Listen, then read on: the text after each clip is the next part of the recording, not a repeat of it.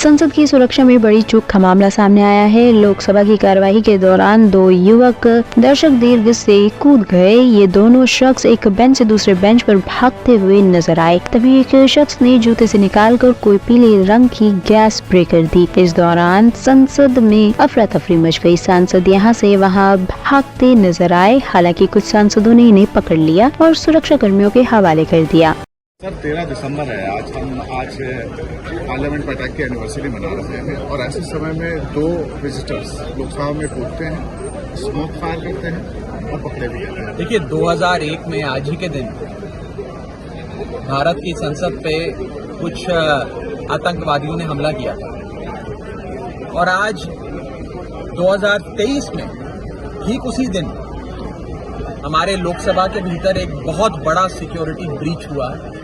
और ये एक साधारण सिक्योरिटी ब्रीच नहीं है, ये हमारे देश के लोकतंत्र के मंदिर, जिसे हम टेम्पल ऑफ डेमोक्रेसी कहते हैं, उस पर हमला है, उस पर एक प्रकार का प्रहार है। इसकी जांच करना और जल्द से जल्द रिपोर्ट देना अति आवश्यक है। कई सवाल जहन में आते हैं, एक बतौर भारतीय भी और बतौर सांसद भी। पहला कि कैसे कोई शख्स विजिटर गैलरी तक पहुंच सकता है और साथ में अपने साथ स्मोक कैन, गैस कैन लेके पहुंच सकता है। क्योंकि जब तक आप विजिटर गैलरी में पहुंचते हैं, आप 3-4 लेयर ऑफ सिक्योरिटी को क्रॉस करते हैं। आपकी पूरी चेकिंग होती है, फ्रिस्किंग होती है, यहां तक कि आप अपना मोबाइल फोन तक वहां नहीं ले जा सकते। तो ये शख्स विजिटर गैलरी तक अपना स्मोक कैन लेकर कैसे पहुंचा? दूसरा, कौन से वो माननीय सांसद थे जिन्होंने उन्हें विजिटर पास पर अपने हस्ताक्षर कर जाने की अनुमति दी?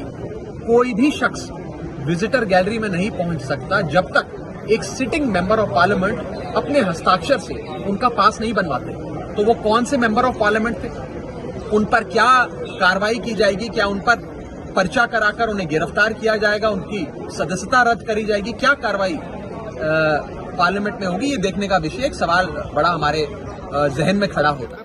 बिल्कुल सर, जब वो ऊपर से कूदे हैं तो हम आगे बैठे हुए थे, 0 आवर का लास्ट टाइम था, तो थोड़ा हल्ला गुल्ला ऊपर से आया तो हमने ध्यान दिया। एक आदमी पहले कूद गया, एक दूसरा भी कूद रहा था। तो जो पहले कूद गया वो ऊपर से स्पीकर की तरफ बढ़ रहा था और वो हल्ला गुल्ला कर रहा था। वो उसने जूता उतारना शुरू किया, जूते में कोई चीज़ थी। तो जब उसने शुरू किया, उसको वो पकड़ा गया। बेनीवाल थे, उन्होंने उनके जब पास पहुंचा उन्होंने पकड़ लिया। तो फिर मेरे को था कि एक दूसरा भी है पीछे। जब हम वहां तक पहुंचे तो उसने वो बम टाइप था, कुछ स्मोक सा निकल रहा था, ये पीले रंग का, बहुत धुआं था, ये बिल्कुल वही लगा है। उसी को मैंने फिर पकड़ के उसको शीन के बाहर तक फेंकने शुरू किया ताकि वो एक पता नहीं लग रहा था क्या है। तो लेकिन सबकी सुरक्षा का मामला था, तो फिर उतने देर को सब लोग आ गए और उन्होंने पकड़ा। अब सिक्योरिटी के दायरे में। स्मेल कैसी है आपको लग रहा? मैं ले ही नहीं रहा स्मेल। मैं तो धोने जा रहा था, लेकिन स्पीकर साहब ने बोला अभी नहीं धोने का, तो फिर मैं तो भी नहीं धोया। आपको लगता है कि बड़ा सिक्योरिटी चूक? इससे बड़ा सिक्योरिटी चूक क्या नहीं है, बहुत बड़ा सिक्योरिटी चूक है। क्योंकि जब से ये नया पार्लियामेंट बना है, इसका ये प्रॉब्लम आ रहा है।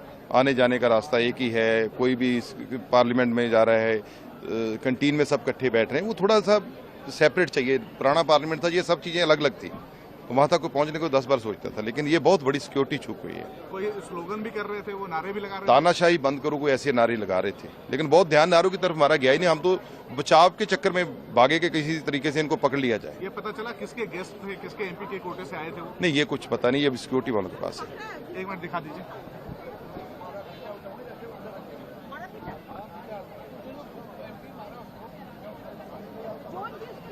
ब्यूरो रिपोर्ट टीम, उत्तम भारत न्यूज।